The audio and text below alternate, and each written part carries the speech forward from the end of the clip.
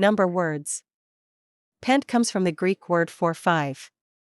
The Pentagon in Washington, D.C., the world's largest office building, has 5 sides just like any other pentagon. And a pentatonic scale in music has only 5 notes, rather than the 7 notes of the major or minor scale. Pentathlon, an athletic contest in which each athlete competes in 5 different events. The modern Olympic pentathlon includes swimming, cross-country running, horseback riding, fencing, and target shooting. The Greek word athlos means contest or trial, so to be an athlete you had to compete in physical contests. The ancient Greek pentathlon tested warriors' skills in sprinting, long jumping, javelin throwing, discus throwing, and wrestling, none of which are part of today's Olympic pentathlon.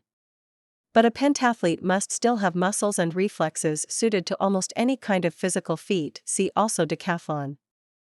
Pentateuch, the first 5 books of the Old Testament, traditionally said to have been written by Moses. The Pentateuch takes us from the creation of the world up to the Israelites' arrival in the Promised Land. Pentateuch means simply 5 books.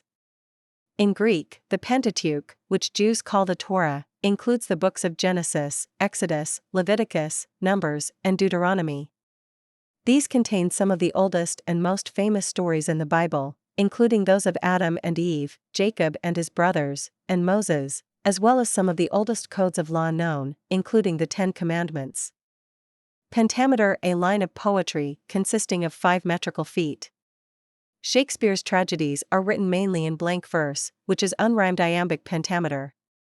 In a line of poetry written in perfect iambic pentameter, there are 5 unstressed syllables, each of which is followed by a stressed syllable. Each pair of syllables is a metrical foot called an iamb. Much of the greatest poetry in English has been written in iambic pentameter. Chaucer, Shakespeare, and Milton used it more than any other meter. Robert Frost's line, "I'm going out to clean the pasture spring," is an example of it. His and Miles' "To go before I sleep" is instead an example of iambic tetrameter, with only 4 accented syllables. Pentecostal, of or relating to any of various fundamentalist sects that stress personal experience of God and vocal expression in worship. Their neighbors belonged to a Pentecostal sect and homeschooled their daughters, who never wore clothes more revealing than floor-length skirts and long pants. In ancient Greek, Pentecost meant 50th day, that is, the 50th day after Easter, counting Easter itself. On that day, Christians celebrate an event described in the Bible that took place 50 days after Christ's resurrection, when the apostles heard the rush of a mighty wind, saw tongues of fire descending on them, and heard the Holy Spirit speaking from their own mouths, but in other tongues, languages. Speaking in tongues, when everyone in a congregation may begin talking in languages that no one can understand, is the best-known practice of Pentecostals. Pentecostals belong to many different denominations, with growing numbers especially in Latin America and Africa. There may be over 500 million Pentecostals worldwide. Quint comes from the Latin word meaning 5. Quintuplets are babies that come in sets of 5. About 60 U.S. families increase in size by that number every year.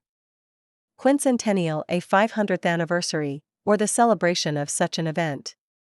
In 1992, Americans celebrated the quincentennial of Christopher Columbus's first voyage to the New World. The United States is such a young country that it will be quite some time before we reach our quincentennial as a nation, 2276 AD, to be exact. Some American cities will celebrate their quincentennials long before that, but even St. Augustine, Florida, the nation's oldest city, will have to wait until 2065. Meanwhile, many young people can look forward happily to our national tricentennial in 2076, and their grandchildren may be around for our quadricentennial in 2176. Quintessential, representing the purest or most perfect example of something. As a boy, he had thought of steak, eggs, and home fries as the quintessential Saturday breakfast. The philosophers and scientists of the ancient world and the Middle Ages believed that the world we inhabit was entirely made up of 4 elements: earth, air, fire, and water.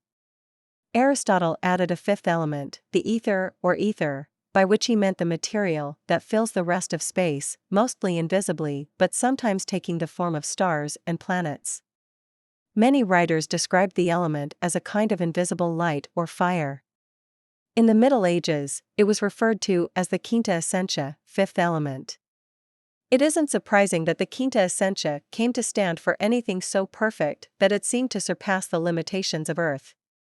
Today we generally use quintessential rather freely to describe just about anything that represents the best of its kind. Quintet. 1. A musical piece for 5 instruments or voices. 2. A group of 5, such as the performers of a quintet or a basketball team. The team's 5 starters are considered one of the most talented quintets in professional basketball. A classical quintet is usually written for strings, usually 2 violins, 2 violas, and a cello, or woodwinds, flute, oboe, clarinet, bassoon, and horn, but brass quintets, 2 trumpets, horn, trombone, and tuba, have also become popular in North America recently. In jazz, Miles Davis led 2 famous quintets. In pop music, the Miracles, the Temptations, and the Jackson 5 were immensely popular vocal quintets. In rock, one of the most common instrumental lineups has been a quintet consisting of 2 guitars, a bass, a keyboard, and drums. Famous rock quintets have included the Grateful Dead and the Beach Boys.